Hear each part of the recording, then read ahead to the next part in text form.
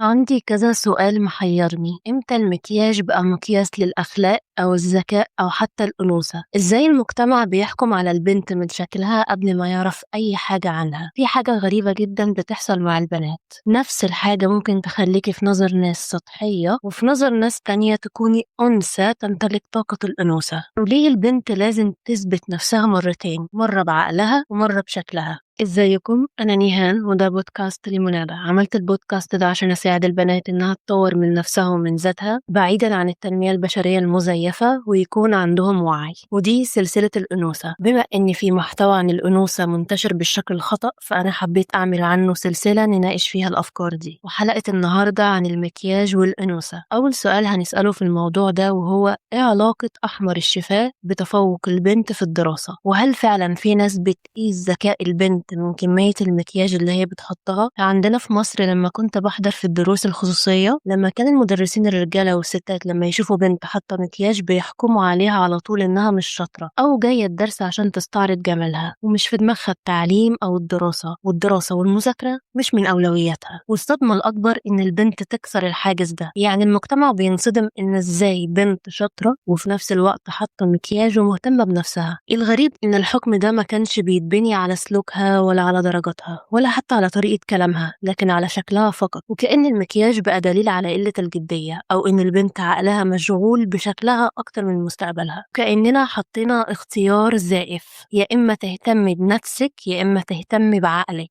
مع إن الاتنين ما فيش بينهم أي تعارض. الاهتمام بالمظهر لا ينفي الاجتهاد، والاجتهاد لا يمنع إن البنت تحب تهتم بنفسها. وكمان هنلاقي النموذج ده في المدارس. لما كنت في المدرسة مجرد إني أحط زبدة كاكاو على شفايفي كان ممكن يتحول الموضوع لاستدعاء ولي أمر أو عقاب أو حتى تهديد بخصم درجات السلوك. ده كان بيتكرر مع بنات كتير جدا. يعني كنت بشوف مدرسين ستات ورجالة بيحكموا على البنت إن أخلاقها مش كويسة عشان حاطة مرطب شفاء معمول من جوز الهند، اللي تحول لجريمة أخلاقية في حق وزارة التربية والتعليم. المدارس في مصر وفي بعض الدول العربية مش بتهتم بعقل البنت. يعني عمري ما لقيت حد ناقشنا كبنات في المدرسة عن ازاي نهتم بعقولنا، ازاي نكون مثقفين، ازاي البنت اللي مستواها ضعيف نساعدها على المذاكرة، ازاي إدارة المدرسة أو المدرسين يأدوا عملهم بشكل كويس. لا، هم بس مهتمين بالجسد وشكل البنت. الرسالة اللي البنت بتتلقاها من المجتمع: مظهرك أهم من عقلك.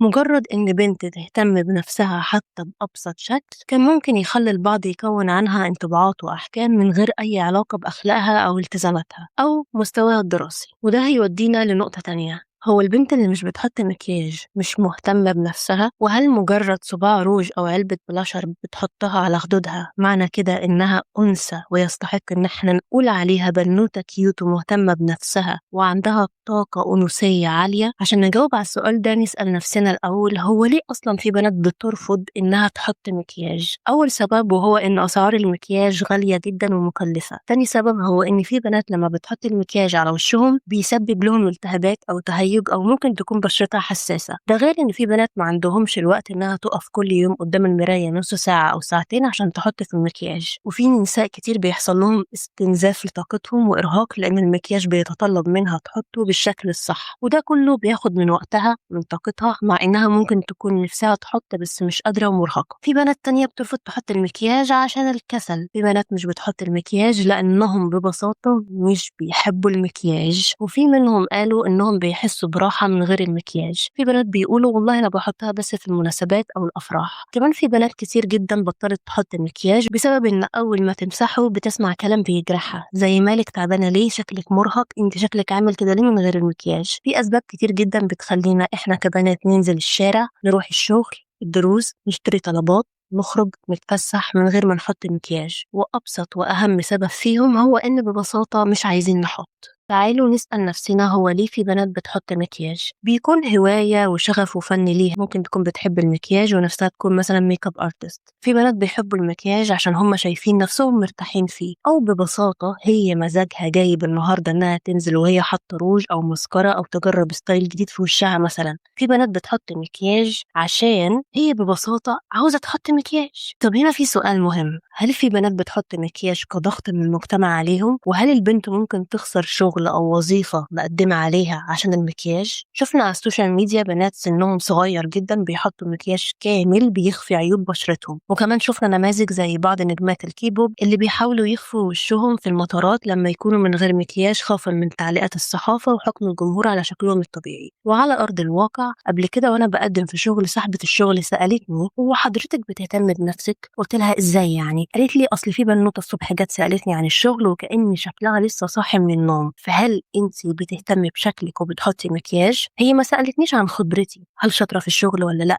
هي كل اللي اهتمت بيه هو شكلي ومظهري. وده بيحصل كتير جدا في الشركات وأماكن كتير، مش بيتطلب من الست أي حاجة غير إنها تكون حاطة مكياج، مع إنها ممكن تكون شاطرة جدا مجتهدة جدا مش بتحب تحط مكياج لأي سبب قلناه قبل كده. وبالرغم من كده المجتمع بيحكم عليها. ومش بس كده، تفاهة البنات، الذكور والرجالة دايما بيهاجموا البنت إنها بتنزل تشتغل وتصرف فلوسها على المكياج وحاجات تافهة. شوفوا والنبي إحنا بنصرف على المسؤوليات وهم بيصرفوا على المكياج. وتلاقي أصلا اللي بيتكلم هو ذات نفسه المدير في الشغل أو شغال HR وبيحكم على البنات من خلال شكلهم في الوظيفة، وهو ذات نفسه اللي بيحكم على البنات بألفاظ زي انت فلات، انت رفيعة، انت كيرفي، انت تخينة. انا هشغل البنت دي في الشركة عشان شكلها وصباع الروج اللي هي حاطاه، بدل ما يهاجموا النظام الرأسمالي اللي بيحسس الست انها مش جميلة غير لما تحط مسكرة ب 500 جنيه. لا، هم بيهاجموا البنت ذات نفسها. ثم مين أصلا اداك الحق في إنك تحكم على البنات إنهم تافهين وإن مسؤوليات والتزامات حياتهم كلها تافهة مبنية على المكياج؟ مين أصلا ادى لأي شخص الحق إنه يختزل شخصية بنت كاملة ومسؤولياتها وطموحاتها وطريقة حياتها في مجرد اختيارها إنها تحط مكياج أو صباع روج؟ إزاي بقى منتج تجميلي بسيط قادر يحدد إذا كانت البنت ذكية أو سطحية، مجتهدة أو مهملة، محترمة أو لأ؟ مظهر المرأة دايما مساحة متاحة للجميع الكلام فيها وتأويلها ومراقبتها. الرجالة، الأهل، المدرسة، الشارع، المجتمع، الشغل، كله بيدي لنفسه حق الملكية الفكرية والجسدية على البنت. ومش بس كده، دلوقتي خبراء طاقة الأنوثة والمؤثرين على السوشيال ميديا بيعملوا نفس الموضوع. دلوقتي تطلع مدربة طاقة واخدة شهادة من موقع فتكات تقولك بكل ثقة إن البنت اللي ما بتحطش مكياج عندها طاقة ذكورية، وانت ما ينفعش تكوني أنثى إلا لما تحطي صباع روج وليب جلوس وقلم ايلاينر. تعالوا نحلل المحتوى ده واحدة واحدة. عايز أسأل بتوع طاقة الأنوثة والطاقة الشمسية هنا سؤال. دلوقتي لو في بنت عايشة في فلسطين في ظل الحرب والنزوح، وكل يوم بالنسبة لها هو محاولة للنجاة وتأمين الأكل والمية والأمان، ومفيش وقت ولا مكان ولا ظروف يسمحوا ليها إنها تحط مكياج، يبقى هي كده فقدت أنوثتها؟ هل البنت في الوضع ده طاقتها ذكورية؟ طيب بلاش الأم اللي ليل نهار بتربي وبتعلم وبتغسل مواعين وبتنظف، ويا عيني جوزها الذكوري مش عارف ينظف ورا الحمام ولا بيساعدها في أي شيء،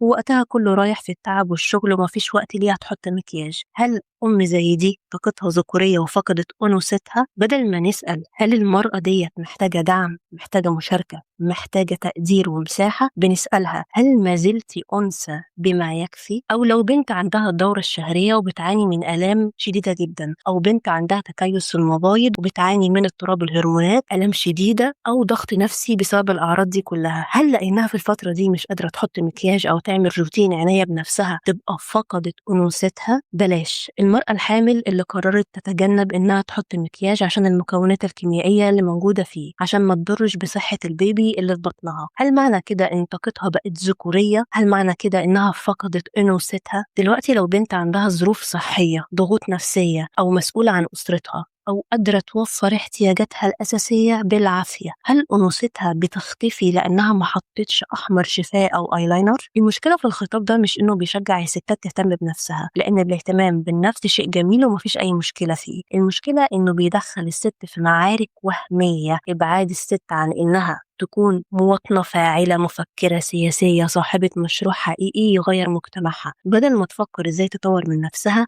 من محيطها أو تطالب بحقوقها، بتلاقي نفسها مشغولة بمعركة وهمية اسمها إزاي أثبت إني أنثى جميلة بصباع روج. والمعارك دي في الآخر اللي بيكسب منها الرأسمالية اللي عاوزة البنت للنهار تكون مستهلكة للمكياج، يا إما النظام اللي عاوز يتحكم فيها بمزاجه ويحط لها قوانين شكلك يكون إزاي، بتلبسي إيه، تتصرفي إزاي عشان تبقي أنثى حقيقية. ومش بس كده، يخلوا النساء يكونوا أعداء بعض. بنبدأ نقسم النساء لبعض، دي أنوثية أكتر، دي أقل أنوثة، دي مهتمة بنفسها، دي مهملة، دي ماشية صح، صح دي عندها طاقة ذكورية. وبدل ما الست تشوف ست تانية كإنسانة لها ظروف واختيارات مختلفة تبدأ تحكم عليها وتقارن نفسها بيها. اللي بتحط مكياج ممكن تبص للي مش بتحط وتقول عليها مش مهتمة بنفسها، واللي مش بتحط ممكن تبص للي بتحط وتعتبرها سطحية أو بتدور على لفت الانتباه. وفي الآخر بدل ما يكون في مساحة إن كل امرأة تختار الشكل اللي يناسبها، يتحول الموضوع لمعركة بين النساء نفسهم. الهدف من الفيديو إن أقولك إن المجتمع مش عاجبه العجب ولا الصيام في رجب.